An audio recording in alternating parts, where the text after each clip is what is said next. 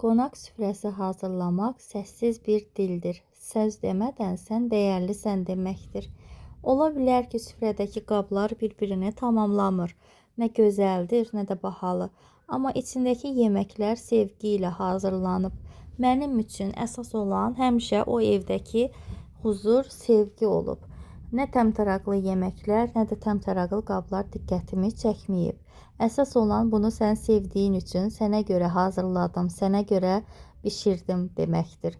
Düzdür, qabları sevirəm hər xanım kimi, amma qonaq getdiyim evdə mənə olan münasibəti nə qablarla, nə də bahalı yeməklərlə ölçmürəm. Əsas olan o yeməyi sevgi ilə, səmimi bir ortamda oturub söhbət edərək dadmaqdır. Çünki qəlbdən gələn isti münasibət hamısından daha yadda qalandır. Mən belə düşünürəm. Bəs siz qonaq gələndə nəyə fikir verirsiniz?